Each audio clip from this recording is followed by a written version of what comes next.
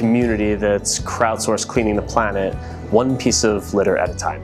It started on a walk in the Oakland woods with my 2 little kids, and my 4-year-old daughter noticed someone had thrown a plastic tub of cat litter in a creek, and she looked at me and said, "Daddy, that doesn't go there."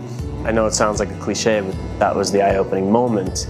And when she said that, it reminded me of when I used to go to summer camp on the morning of visiting day, right before they'd let all of our anxious parents come barreling through the gates.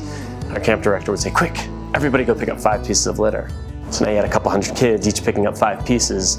And within a few minutes, we had a much cleaner camp. And I thought, why not apply that crowdsourced cleanup model to the entire planet? And that was the inspiration for Literati. I took a picture of a cigarette butt with Instagram. There was no rhyme or reason. And then I took another photo and another photo and another. And I noticed 2 things. 1, litter became artistic and approachable. And 2, at the end of a couple days, I had 50 photos on my phone, and I realized that I was keeping a record of the positive impact I was having on the planet. That's 50 less things that you might see, or someone might step on, or some bird might eat. So I started telling people what I was doing, and they started participating, and that 1 cigarette has now turned into 300,000 plus pieces in 100 countries. And to make matters even more interesting, through that process, we're collecting a tremendous amount of data. An easy way to think about it is each photo tells a story. It tells us who picked up what. There's a geotag that indicates where, and a timestamp that tells us when. And so now we've built a Literati mobile app and built an entire technology infrastructure to support all that work. It was really because of my wife. She had noticed that there was an opportunity to apply for the TED residency.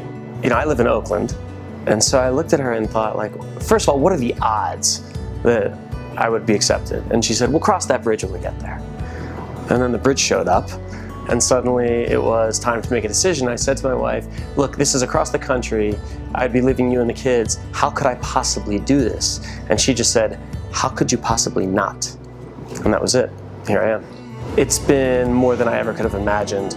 I mean, imagine surrounding yourself with people who are so deeply committed to their particular passion, and whether that is changing the perception of disability, or working to solve the world's homeless problem, or using meditation to solve global conflict.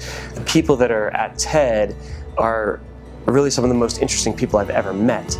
And the network that those people bring here is truly unique and one of a kind. And I'm just so excited to come here every day and feel really honored and grateful to be part of this group. We'll all deliver our TED Talks, which is something we've been looking forward to since the very first day that we arrived. While that sort of serves as this culminating event, I think these relationships will last a lifetime.